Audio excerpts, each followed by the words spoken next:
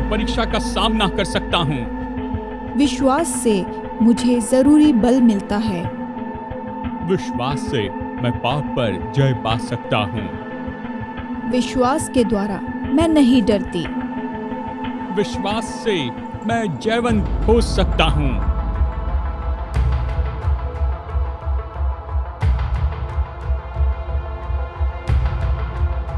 मैं तुमसे सच सच कहता हूँ, यदि तुम्हारे पास राई के दाने के जैसा भी विश्वास हो तो तुम इस पहाड़ से कहो कि तू उखड़कर यहाँ से वहाँ चला जा, और वो चला जाएगा, और तुम्हारे लिए कुछ भी असंभव नहीं होगा।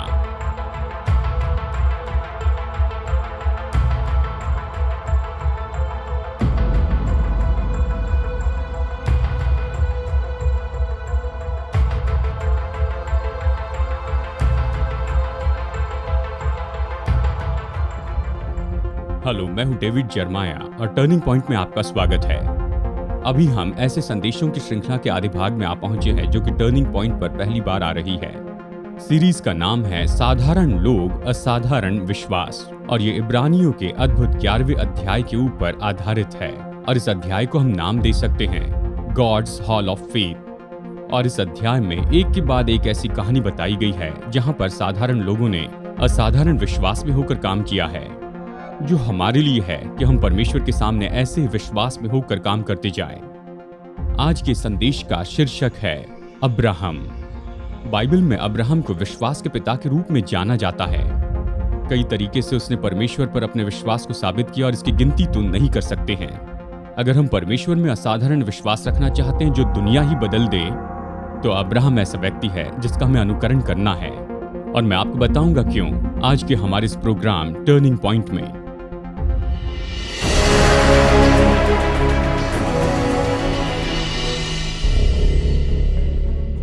इब्रानियों की पत्री अध्याय 11 में हम अब्राहम नाम के इस मनुष्य से मिलते हैं। और अब्राहम तो एक बहुत बड़ा चुनाव है कि हॉल ऑफ फेथ में उसे जोड़ दिया जाए। और वो तो यहूदी लोगों के लिए बहुत ही गर्व का स्रोत है, और यहूदी विचार के लिए भी किसी भी भविष्यवक्ता से बढ़कर, यहां तक कि व्यवस्था देने वाले मूसा से भी बढ़कर। आज भी हेब्रोन में अब्राहम की जो कब्र है उसे यहूदियों के द्वारा बहुत ही पवित्र जगह माना जाता है। और अब्राहम यहाँ पर हमारे सामने आता है, इस हॉल ऑफ फेथ में सामने आता है। इसके बारे में ऐसा विवरण दिया है जो हॉल ऑफ फेथ में किसी और के बारे में नहीं बताया गया है। बाइबल अब्राहम के बारे में कहती है कि अब्राहम तो परमेश्वर का मित्र था। 3 अलग अलग जगह पर हमें यह बताया गया है। दूसरा इतिहास अध्याय 20 वचन 7 कहता है, हे हमारे परमेश्वर, क्या तूने इस देश के निवासियों को अपनी प्रजा इस्राएल के सामने से निकालकर इन्हें अपने मित्र अब्राहम के वंश को सदा के लिए नहीं दे दिया? अब्राहम सदा के लिए परमेश्वर का मित्र था। आप इसे यशायाह अध्याय 41 में भी देख सकते हैं, और याकूब अध्याय 2 में भी। महान शीर्षक है अब्राहम परमेश्वर का मित्र। ये तो किसी भी तरीके से किसी और मनुष्य को नहीं दिया गया है। हम विश्वासियों को परमेश्वर का मित्र कहा गया है। कोई आश्चर्य की बात नहीं कि यहूदी लोग खुद को अब्राहम की संतान कहना चाहते हैं। वो इसके बारे में इतना आदर मानते हैं। अब्राहम के नाम के साथ वो अपने संबंध को जोड़ते हैं। इस संदेश में हम इब्रानियों 11 से आगे बढ़ेंगे, और ये तो इब्रानी अध्याय 11 का सबसे मुख्य भाग है, और उत्पत्ति अध्याय 22 में से भी देखते जाएंगे। और हमारा लक्ष्य यही है कि हम इस सवाल का जवाब दें कि इब्रानियों अध्याय 11 में अब्राहम को इतना ज्यादा महत्व क्यों दिया गया है, क्यों उसे ये महत्वपूर्ण उदाहरण के रूप में रखा गया है कि वो विश्वास से जीवन जी रहा था। आशा है कि आज के संदेश में सवाल का जवाब हम देखेंगे। हम शुरू करते हैं जिसे हम कहते हैं अब्राहम के विश्वास की ट्रेनिंग। और इब्रानियों में ये पहला वचन है जो कि अब्राहम के बारे में बताता है। इसका परमेश्वर के साथ में उसके शुरू के चलने के बारे में संबंध है। इब्रानियों 11:8 कहता है, विश्वास ही से अब्राहम जब बुलाया गया तो आज्ञा मानकर ऐसी जगह निकल गया जिसे मिरास में लेने वाला था। अब इसे गौर से सुनिए। वो न जानता था कि मैं किधर जाता हूं तो भी निकल गया। उत्पत्ति अध्याय 12 हमें यह बताता है कि परमेश्वर ने अब्राहम से कहा, अपने देश को छोड़कर, अपने कुटुंबियों और अपने पिता के घर को छोड़कर उस देश में चला जा जो मैं तुझे दिखाऊंगा और मैं तुझसे एक बड़ी जाति बनाऊंगा। वो ऐसी जगह निकल गया और न जानता था कि किधर जाता हूं। विश्वास ही से उसे प्रतिज्ञा किए हुए देश में, पराये देश में परदेसी के समान रहकर इसहाक और याकूब समेत जो उसके साथ उसी प्रतिज्ञा के वारिस थे तंबुओं में वास किया। वो स्थिर नींव वाले नगर की बाट जोता था जिसका रचने वाला और बनाने वाला परमेश्वर है। परमेश्वर ने उसे जाने के लिए कहा और ये नहीं बताया कि कहाँ जाना है, और वो परदेसी होकर प्रतिज्ञा के देश में पहुंचा और अब्राहम ने आज्ञा मानी। मुझे याद है, मैं एक नौजवान पास्टर था। सच में उस समय मैं जवानों का पास्टर था। हैनहाइट न्यू जर्सी में मैंने शुरू किया था और गर्मियों के समय बाइबल के लेसन पर प्रोग्राम थे और उस समय मैंने अब्राहम के जीवन से जवानों को सिखाया था। और मुझे याद नहीं कि मैंने इसे कहाँ पर देखा या कहाँ पर ये मेरे सामने आया। मैंने एक आसान तरीका ढूंढ निकाला कि जवानों की मदद करूं और हम सब की भी, कि अब्राहम के जीवन के शुरू की बात को हम आसानी से समझ सके। मैंने अपना पेन लिया और वहां पर मैंने एक छोटा सा तंबू बनाया और छोटी सी वेदी बनाई, और मैंने उत्पत्ति की किताब में पढ़ना शुरू किया। जब भी अब्राहम अपनी इस यात्रा में आगे बढ़ते चला गया, मैंने मार्जिन में एक छोटा सा तंबू बनाया, और जब भी अब्राहम ने कोई वेदी बनाई तो मैंने मार्जिन में एक छोटी सी वेदी बनाई। तंबू हमें याद दिलाता है कि अब्राहम एक यात्री था, वो सफर करने वाला था, उसका अपना घर नहीं था, और अक्सर वो अपना तंबू एक जगह से निकालकर दूसरी जगह लगाता था। अब्राहम ने जो वेदी बनाई वो परमेश्वर की आराधना की एक तस्वीर थी। ये वेदी मुझे इस बात को याद दिलाती है कि केवल एक ही तरीके से अब्राहम जानता था कि कल क्या करना है, कि आज ही वो परमेश्वर के संपर्क में बने रहें, और जब उसका आगे बढ़ने का समय आता तो परमेश्वर की आराधना करते समय परमेश्वर उसे निर्देश देता। यानी अब्राहम के शुरू का जीवन तो केवल इन्हीं दो चीजों के आसपास में ही घूमता रहा, कि तंबू यानी वो यात्री था और वेदी यानी वो आराधक था। मैं अक्सर सोचता कि हम सब लोग अब्राहम के जैसे ही हैं। हम भी परदेसी हैं, हम भी यात्री हैं। बाइबल हमें बताती है संसार में हम जीते हैं, ये हमारा नहीं है, हमारा ये घर नहीं है और ना ही ये होना चाहिए। कई बार हम संसार के साथ में इतने जुड़ जाते हैं कि हम ये भूल जाते हैं कि ये हमारा अंतिम घर नहीं है। लेकिन तंबू हमें याद दिलाता है कि हमारी नागरिकता तो स्वर्ग की है, और वेदी हमें याद दिलाती है कि हम इस संसार को सहते जाते हैं महान परमेश्वर के साथ संगति रखने के कारण। अब अब्राहम का जीवन यहाँ पर उसके जीवन की शुरुआत में उसकी यात्रा में जैसे वो जा रहा था, लेकिन पता नहीं कहाँ जा रहा था। यह ऐसा समय था जहाँ परमेश्वर उसके जीवन में काम कर रहा था, ऐसे जगह पर लाने में उसकी मदद कर रहा था कि वो परमेश्वर पर पूरी तरह से आधारित हो जाए। इसके बारे में कुछ पल सोचिए। उसके जीवन की यात्रा की शुरुआत के समय बस केवल इतना ही दिखाई दे रहा था कि परमेश्वर कुछ कर रहा है। थोड़ा थोड़ा करके वो अब्राहम के जीवन में काम करते जा रहा है, उसके लिए महत्वपूर्ण काम कर रहा है। सबसे पहले उसे कहा गया कि अपना देश छोड़ दे। फिर परमेश्वर ने कहा अपने पिता को छोड़ दे, और जैसे वो अपनी यात्रा में आगे बढ़ा तो कुछ समय के बाद उसका भतीजा भी उससे दूर हो गया और उसने अच्छी भूमि लूत को दे दी। और जब उसके सामने ऐसा मौका आया कि वो अचानक तुरंत ही ऐसे धनी हो जाए और वो वहां पर युद्ध में से लौट कर आता है, बड़ी लूट लाता है, सदोम के राजा को वो सौंपता है। और फिर कुछ समय के बाद उससे ये कहा जाता है कि वो इश्माइल को अपने से दूर कर दे, हाजिरा से हुए उसके पुत्र को और फिर हाजिरा को भी। और धीरे धीरे करके हर एक चीज जो अब्राहम के लिए बहुत ही प्रिय थी, परमेश्वर ने उसे दूर किया। परमेश्वर ने उसके जीवन में काम किया। प्रभु उसे तैयार कर रहा था, उसे मजबूत करते जा रहा था विश्वास की ये विचारधारा, क्योंकि वो उसे परखने ही वाला था। और अगर अब्राहम शुरू में इन सारे अनुभवों में से होकर नहीं जाता तो वो कभी भी परमेश्वर के लिए इतनी मजबूती से खड़े नहीं रह पाता था। और फिर परमेश्वर ने उसे बहुत ही अद्भुत ऐसे निर्देश दिए। आप अब्राहम के जीवन को देखिए, ऐसे लगता है कि जिन बातों पर वो आधारित था परमेश्वर ने उन सारी बातों को दूर किया।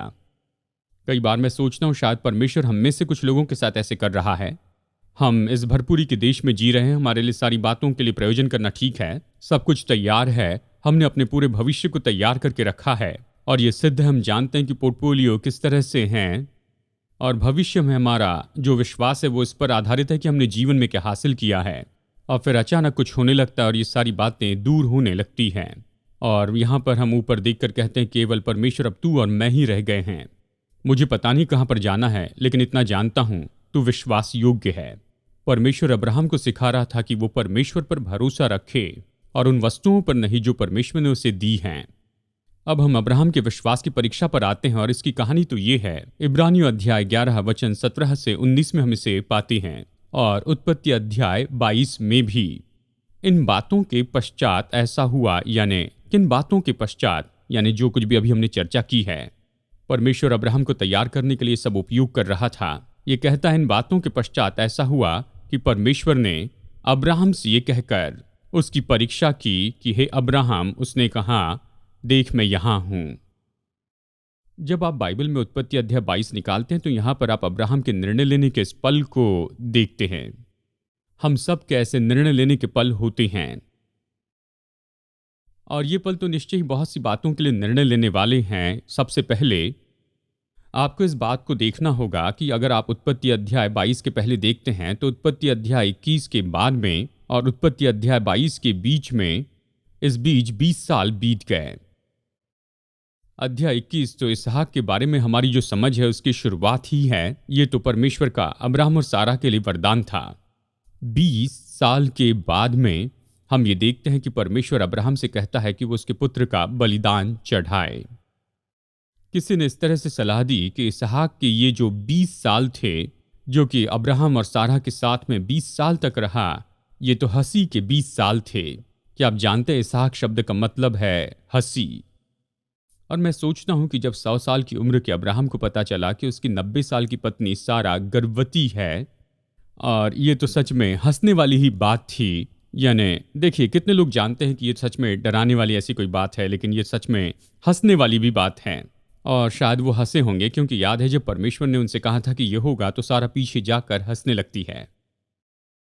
और फिर इसहाक का जन्म हुआ और उन्होंने उसका नाम हंसी रखा। और एक कमेंटेटर ये कहते हैं कि 20 साल तक यानी अब्राहम और सारा खुशी के साथ में रहे, इस जवान के साथ जो कि परमेश्वर ने उन्हें दिया था, और इसने उनके दिल में हंसी लाई।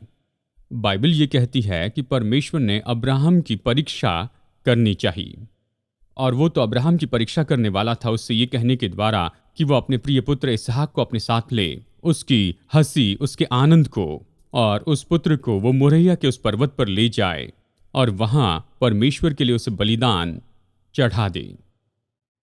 मैं तो यही कहूंगा कि ये तो अब्राहम के लिए बहुत बड़ी ऐसी परीक्षा थी। सवाल है, परमेश्वर ने ऐसे क्यों किया? क्या परमेश्वर चाहता था कि अब्राहम उसकी आज्ञा भंग कर दे? नहीं, परमेश्वर बुराई के लिए हमारी परीक्षा नहीं करता, शैतान करता है। परमेश्वर हमें परखता है कि प्रकट करे कि सच में हम कौन हैं।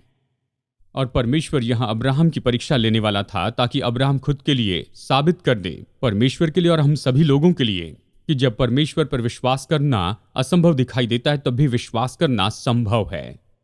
और अब्राहम ने ऐसे ही किया। आइए कुछ पल के लिए इस परीक्षा की वैधता को देखते हैं, क्योंकि इस परीक्षा ने अब्राहम के तीनों व्यक्तित्व को छू लिया था, जो कि बुद्धिमत्ता, समझदारी और इच्छा है। सबसे पहले ये परीक्षा जो परमेश्वर अब्राहम को देने वाला था, यह उसकी इच्छा में फर्क लेकर आने वाला था। अब्राहम की इच्छा की यहाँ परीक्षा की गई। उत्पत्ति अध्याय 22 वचन 2 और 3, आप इन वचनों को सुनिए, इसे गौर से सुनिए। तब परमेश्वर ने कहा, अपने पुत्र को अर्थात अपने इकलौते पुत्र इसहाक को जिससे तू प्रेम रखता है, संग लेकर मोरिया देश में चला जा और वहां उसको एक पहाड़ के ऊपर जो मैं तुझे बताऊंगा होम बलि करके चढ़ा। अतः अब्राहम सवेरे तड़के उठा और उसने अपने गधे पर काठी कसकर अपने 2 सेवकों को अपने संग लिया और अपने पुत्र इसहाक को संग लिया और होम बलि की लकड़ी चीर ली। तब निकलकर उस स्थान की ओर चला जिसकी चर्चा परमेश्वर ने उससे की थी। ये तो उसकी इच्छा का काम था। वो जानता था परमेश्वर ने क्या कहा, इसके बारे में उसने ज्यादा नहीं सोचा। हम जानते हैं उसने ऐसे नहीं किया, भावनात्मक रूप में इसके लिए तैयारी नहीं की थी, बुद्धिमत्ता से उसने इसके साथ नहीं निपटा था। वो बस ये जानता था कि परमेश्वर ने कहा है, इसलिए विश्वास के काम में आज्ञाकारिता दिखाते हुए अब्राहम बस वही करने लगा जो परमेश्वर ने करने के लिए उससे कहा था। भजनकार इस तरह कहता है, मैंने तेरी आज्ञाओं को मानने में विलंब नहीं, फुर्ती की है। उसकी इच्छा परखी गई। मैं सोचता हूं कि परीक्षा तो बस यहीं पर हुई थी, वो तो उसकी बुद्धिमत्ता है। विश्वास ही से अब्राहम ने परखे जाने के समय में इसहाक को बलिदान चढ़ाया, और जिसने प्रतिज्ञाओं को सच माना था और जिससे ये कहा गया था अब्राहम से तेरा वंश कहलाएगा, यानी उससे कहा गया था कि इसहाक से तेरा वंश कहलाएगा। और मैं चाहता हूं कि आप यहां पर बुद्धिमत्ता के सवाल को देखिए जो अब्राहम के सामने इस पल था। उसने परमेश्वर की प्रतिज्ञा सुनी कि ये तो परमेश्वर की आशीष की संतान है। वो जानता था कि परमेश्वर ने ये चमत्कार का काम किया है। जबकि दूसरी ओर इसहाक लगभग 20 साल का था और फिर परमेश्वर आकर कहता, अब्राहम मैं चाहता हूं कि तुम अपने इस बेटे को लो, इससे जिससे तुम बहुत प्यार करते हो, और मैं चाहता हूं कि तुम इसे उस पहाड़ पर ले जाओ जिसके बारे में मैं बताऊंगा, और वहां पर उस पहाड़ पर मैं चाहता हूं कि तुम इसे मेरे लिए बलिदान चढ़ाओ। और अब्राहम तो इतनी मुश्किल में फंस गया। मैं क्या करूं? अगर मैं ये विश्वास करता हूं कि ये सच है तो वो नहीं कर सकता, और अगर मैं वो करता हूं तो ये विश्वास करता हूं कि ये सही नहीं।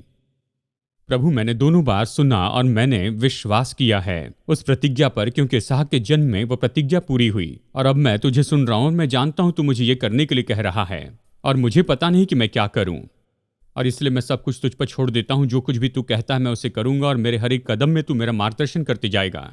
मैं इसे नहीं समझ पाया, मुझे पता नहीं तू ये सब कुछ कैसे करेगा। उसकी इच्छा परखी गई, उसकी बुद्धिमत्ता परखी गई, और फिर अंत में मनुष्य के व्यक्तित्व का एक और भाग यानी उसकी भावना भी यहां पर परखी गई। उसका दिल परखा गया। वो कैसे कल्पना कर सकता था कि वो छुरा उठा रहा है और अपने इतने प्यारे बेटे के सीने में उसे उतार दे रहा है? कैसे सारा के सामने आ सकता है अपने बेटे इसहाक के बिना? मेरे परिवार में मेरे 2 बेटे हैं।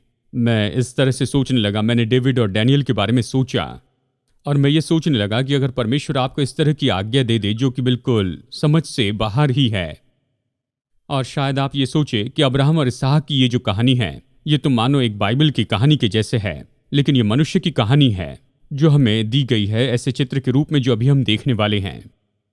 बाइबल कहती है कि अब्राहम नहीं जानता था कि ये सब कुछ कैसे होगा, लेकिन उसने परमेश्वर पर विश्वास किया। सारे सबूत उससे कह रहे थे परमेश्वर पर विश्वास नहीं करना, लेकिन उसने प्रभु पर विश्वास किया। परमेश्वर चाहता था कि अब्राहम अपने दिल में जान ले कि परमेश्वर उसके लिए बहुत महत्वपूर्ण है, उसके पुत्र इसहाक से भी बढ़कर। ये तो परीक्षा की वैधता है। ये परीक्षा थी उसकी बुद्धिमत्ता की, उसकी इच्छा और उसकी भावना की भी। चलिए कुछ समय के लिए परीक्षा के समय काल को भी यहाँ पर देखते हैं। हम जो परीक्षाओं का सामना करते हैं वो भी बिल्कुल ऐसे ही हैं। बाइबल ये कहती है कि तीसरे दिन अब्राहम ने आंखें उठाकर उस स्थान को दूर से देखा, और बाइबल कहती है कि जैसे परमेश्वर ने अब्राहम से ये कहा तो उसने अगले ही दिन इसे किया। लेकिन जिस जगह पर यह सब कुछ होना था वहां पर वो 3 दिनों के बाद में पहुंचता है। जरा कल्पना कीजिए कि अब्राहम 3 दिन की यात्रा करता है। जानता था कि इस यात्रा के अंत में उसके साथ में क्या होने वाला है। मैं देखता हूं कि अब्राहम चल रहा है, और वो तो धीरे धीरे चलते जा रहा है। उसके कंधे झुके हुए हैं, और वो यहां पर विजय में नहीं चल रहा है। कितने लोग जानते हैं अगर परमेश्वर आपको कुछ करने के लिए कहता है तो उसे करना तो आसान होता है, लेकिन मुश्किल बात तो यही है कि उसे करने के लिए राह देखे, उसके लिए तैयारी करे, और जिस जगह पर वो चाहता है उस जगह पर जाए। ये तो परेशान करने वाला है। और ये परेशानी अब्राहम के लिए ये थी कि 3 दिन तक वो चलते हुए गया। और शायद हो सकता है कि बातचीत के समय जैसे हम जानते हैं कि इसहाक ने कहा, डैड ये लकड़ी है और यहाँ पर आग भी है, लेकिन बलिदान कहाँ है? आप जरा सोचिए कि इसहाक अपने पिता के साथ आराधना की जगह पर जाने के लिए आगे बढ़ रहा है, और उसे कोई भी बलिदान वहां पर नहीं दिखाई दिया। आप परीक्षा के अकेलेपन को भी यहां पर देखिए। अध्याय 22 वचन 5 और 6 में जब वो बलिदान करने की उस जगह पर पहुंच गए, तब अब्राहम ने लकड़ी ले अपने पुत्र इसहाक पर ला दी, और वो दोनों एक साथ चल पड़े, केवल अब्राहम और इसहाक। और एक तरह से अब्राहम केवल अकेला था। हालांकि इसहाक उसके साथ में था, लेकिन वो किसी भी तरह इसहाक को नहीं बता सकता था कि उसके दिल में क्या चल रहा है। और चलिए मैं इसकी चौथी बात आपको बता दूं। परीक्षा की जो वैधता है, उसका समय काल और उसका अकेलापन, इसके बड़े होने को भी जरा देखिए। ये तो सच में इसके साथ में दिलचस्प बात है। बाइबल ये कहती है कि ये घटना जो कि होने वाली थी, जहां अब्राहम अपने पुत्र को बलिदान करने वाला था, ये 3 बातें हैं। सबसे पहले बाइबल कहती है कि ये आराधना है।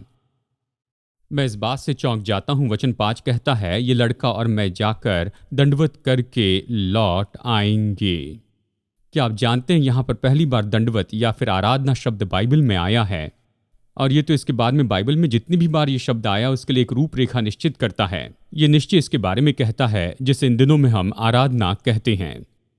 बाइबल आराधना के बारे में क्या कहती है कि अब्राहम ने परमेश्वर के सामने अपने सबसे उत्तम यानी अपने इकलौते पुत्र को बलिदान चढ़ाया।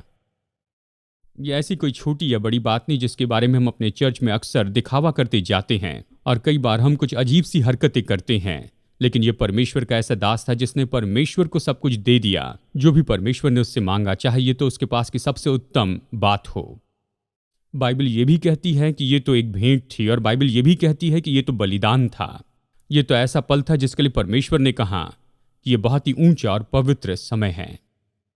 ये अब्राहम का जो परखा जाना था, ये बलिदान और ये आराधना और ये भेंट चढ़ाना जो परमेश्वर को चढ़ाई गई। अब इस परीक्षा का पाठ सुनिए। उत्पत्ति अध्याय 22 वचन 6 और 8 में। अब अब्राहम ने होमबलि की लकड़ी ले अपने पुत्र इसहाक पर लादी और आग और छुरी को अपने हाथ में लिया, और वो दोनों एक साथ चल पड़े। अब्राहम ने कहा, हे मेरे पुत्र, परमेश्वर होमबलि की भेड़ का उपाय आप ही करेगा। और वे दोनों संग संग आगे चलते गए। और फिर हम देखते हैं कि अब्राहम और इसहाक अब पहाड़ पर थे। और अब हम अब्राहम के विश्वास की विजय को यहाँ पर देखेंगे। सबसे पहले उत्पत्ति अध्याय 22 वचन 10 हमें बताता है कि स्वर्ग की चुप्पी तो तोड़ दी गई। देखिए, यहाँ पर इस समय तक परमेश्वर ने अब्राहम को कुछ करने के लिए कहा था, उसके बाद प्रभु ने कुछ भी नहीं कहा था, लेकिन यहाँ पर अब वो बातें करता है। वचन 10 कहता है, अब्राहम ने हाथ उठाकर छुरी को लिया कि अपने पुत्र को बलि करे। तब यहोवा के दूत ने स्वर्ग से उसको पुकार के कहा, हे अब्राहम, हे अब्राहम। उसने कहा, देख, मैं यहाँ हूँ। अब्राहम ने अपने बेटे को वेदी पर बांध कर रखा था। उसके नीचे लकड़ियां थी। वो आग लगाने वाला था और उसके हाथ में छुरा भी था। वो अपने ही बेटे को बलिदान करने वाला था। और मैं कल्पना कर सकता हूँ उसने ये बहुत धीरे धीरे किया होगा। जैसे उसने हाथ उठाया और जैसे वो अपने बेटे इसहाक के ऊपर उसका वार करने वाला था, जैसे मानो परमेश्वर ने स्वयं आकर उसके हाथ को थाम लिया और कहा, अब्राहम। वहां पर स्वर्गीय चुप्पी तोड़ी गई और स्वर्ग से हल दे दिया गया। उस लड़के पर हाथ मत बढ़ा और न उससे कुछ कर, क्योंकि तूने जो मुझसे अपने पुत्र वरन अपने इकलौते पुत्र को भी नहीं रख छोड़ा, इसलिए मैं जान गया कि तू मेरा भय मानता है। अब्राहम ने अपनी दृष्टि उठाई और स्वर्ग की चुप्पी खत्म हुई। स्वर्ग से उत्तर आया और फिर स्वर्ग से उसके बदले में बलिदान भी आया। अतः अब्राहम ने जाके उस मेढ़े को लिया और अपने पुत्र के स्थान पर उसे होम बलि करके चढ़ाया। देखिए क्या हुआ। यहां पर अब्राहम है, बिल्कुल उस केंद्र में, परमेश्वर की इच्छा में और बयान से बाहर काम कर रहा है। और परमेश्वर उस पल में खुद को अब्राहम के लिए विश्वास योग्य प्रकट करता है और यह हमें अब्राहम के विश्वास की गवाही में लेकर आता है। अब्राहम ने प्रभु को विश्वास योग्य साबित किया। और आप क्या जानते हैं, उत्पत्ति अध्याय 22 में यहाँ पर ये जगह पर जो कुछ भी हुआ उसके लिए एक बहुत ही दिलचस्प नाम रखा गया है। अब्राहम ने उस स्थान का नाम यहोवा यिरे रखा, यानी परमेश्वर प्रयोजन करेगा। इसके अनुसार आज तक भी कहा जाता है कि यहोवा के पहाड़ पर उपाय किया जाएगा। और यहीं पर यह शब्द यहोवा यिरे आता है। यहोवा यिरे मतलब परमेश्वर प्रयोजन करेगा। और जब ये सब कुछ पूरा हुआ और अब्राहम पल भर के लिए जरा पीछे हटने लगा और जाना कि जो उसकी जरूरत थी कैसे परमेश्वर ने तुरंत प्रबंध किया, उसने उस पहाड़ का नाम रखा यहोवा यिरे, परमेश्वर प्रबंध करेगा। उसने प्रभु की विश्वास योग्यता साबित की और अपना विश्वास साबित किया, क्योंकि वचन कहता है जैसे वो पहाड़ से नीचे आ रहे थे, अब्राहम और परमेश्वर एक बात को जान गए। शायद इसे जानना तो ये सब होने के पहले पूरी तरह संभव था। मुझे याद है जब भूतकाल में मैं इसे पढ़ रहा था और मैं कल्पना कर रहा था इस बात के फर्क के बारे में, यानी पहाड़ पर चढ़ते हुए और पहाड़ से नीचे उतरते हुए। मैं सोचता हूँ पहाड़ के ऊपर जाने की यात्रा तो धीमी थी, बहुत ही धीमी और दुख की थी, लेकिन पहाड़ से नीचे उतरते समय यात्रा में मैं सोचता हूँ अब्राहम अपने बुढ़ापे में भी उछल कर आ रहा होगा, अपने बेटे का हाथ थाम कर इस बात के साथ आनंदित होते हुए कि परमेश्वर ने उसके लिए प्रयोजन किया। अब देखिए वचन क्या कहता है जब ये घटना पूरी हो गई और वो पहाड़ से नीचे आ रहे थे, क्योंकि तूने जो मुझसे अपने पुत्र वरन अपने इकलौते पुत्र को भी नहीं रख छोड़ा, इस सब में जान गया कि तू परमेश्वर का भय मानता है। अब्राहम के बारे में परमेश्वर को प्रकाशन की जरूरत नहीं थी। वो जानता था वो अब्राहम के जीवन में पहले स्थान पर है। वो चाहता था कि अब्राहम इसे जाने। वो चाहता था कि अब्राहम की परीक्षा हो। कि वो साबित करे कि परमेश्वर उसके जीवन में पहले स्थान पर है। जब हम इसे देखते हैं तो केवल परमेश्वर के लिए अब्राहम की विश्वास योग्यता ही नहीं देखते और अपने दिल में उसकी विश्वास योग्यता, हम परमेश्वर के साथ उसकी संगति को भी देखते हैं। क्या आप कल्पना कर सकते हैं अब्राहम जो परमेश्वर का मित्र है और वो एक साथ इस परीक्षा में से होकर जाते हैं। पहले उनका जो संबंध था अब तो उससे भी बेहतर हो गया है। ये बात सच है कि जब आप जीवन की परीक्षा में से होकर जाते हैं तो आप बेहतर होकर आते हैं, जबकि आप उस परीक्षा के बीच में आप परमेश्वर के करीब आ जाते हैं पहले से भी बेहतर रूप में। सच में मैं ये विश्वास करता हूं कि हर एक गंभीर परीक्षा जिसका आप सामना करते हैं, परमेश्वर के साथ आपका संबंध एक कदम बढ़ता है और आप पहले से भी ज्यादा और भी नजदीकी में आते हैं। हम कैसे जाने कि परमेश्वर विश्वास योग्य है जब तक कि हम उसे विश्वास योग्य न देखें? ऐसे संकट और मुश्किलों के बीच में ही पुराने नियम की हर एक कहानी जो है वो तो नए नियम के इस एक मात्र कहानी के साथ में जुड़ी है। और यही तो सबसे बड़ा चित्र है पिता परमेश्वर के प्रेम का, जिसे आप कभी बाइबल में पाते हैं। सर्वसामर्थी परमेश्वर ने ऐसा किया कि अब्राहम के इकलौते पुत्र की मृत्यु से उसे बचाया। लेकिन फिर एक दिन आया जब सर्वशक्तिमान परमेश्वर के हाथ में छुरा था और वो अपने प्रिय पुत्र यीशु मसीह की ओर अपना हाथ आगे बढ़ा रहा था और वो छुरा वहां पर रोका नहीं गया। क्रूसीकरण के समय वो उसके दिल में छेद दिया गया और यीशु जो कि परमेश्वर का इकलौता पुत्र था वो मर गया। उसने हमसे इतना प्रेम रखा कि उसने अपने इकलौते पुत्र को भी हमारे लिए नहीं रख छोड़ा, लेकिन उसे दे दिया ताकि हमें पापों की क्षमा मिल सके। क्योंकि देखिए बाइबल कहती पाप की मजदूरी तो मृत्यु है और इस दाम को चुकाना तो जरूरी है। अगर हम ये दाम चुकाते तो कभी परमेश्वर के साथ नहीं रह पाते। और इसीलिए परमेश्वर ने अपने पुत्र प्रभु यीशु मसीह को इस संसार में भेजा। और इसहाक की कहानी तो बिल्कुल वैसी ही है जैसे कि हम यहाँ पर इसके अंत में देखते हैं। जबकि बाइबल कहती कि परमेश्वर ने अपने इकलौते पुत्र को नहीं रख छोड़ा, लेकिन हम सबके छुड़ौती के लिए दे दिया। परमेश्वर आपसे इतना प्रेम करता है, वो मुझसे इतना प्रेम रखता है कि यहाँ तक कि अपने इकलौते पुत्र को हमारे लिए देने के लिए उसने कोई बड़ी कीमत नहीं माना कि आप और मैं हमारे पापों से उद्धार पाए और हमें क्षमा मिले और हम स्वर्ग में जा सकें। टर्निंग पॉइंट पर आज का ये संदेश सुनने के लिए धन्यवाद। मैं आशा करता हूँ प्रभु वचन से आप प्रोत्साहित हुए हैं और इस बात के बारे में ज्यादा जानकारी पाई कि हमारे परमेश्वर के साथ में संबंध रखना सच में क्या होता है। अगर आप उसके साथ में व्यक्तिगत संबंध नहीं रखे हैं और इसे शुरू करना चाहते हैं तो आज ही से कर सकते हैं। आपको परमेश्वर के उद्धार का मुफ्त वरदान पाने के लिए यही करना है कि आप पापों से पश्चाताप करें और यीशु को अपना उद्धारकर्ता प्रभु स्वीकार कर लें। अगर आज आपने विश्वास का ये कदम उठाया है तो मैं आपको प्रोत्साहित करता हूँ कि भरोसेमंद सेवकाई के साथ में जुड़िए या लोकल चर्च में जाएं और किसी को बताएं कि आपने ये निर्णय लिया है। और मेरी प्रार्थना है कि आप इस नए विश्वास में निरंतर बढ़ते जाएं। तो प्रभु आपको आशीष दे। अगली बार मुलाकात होगी यहीं पर टर्निंग पॉइंट में।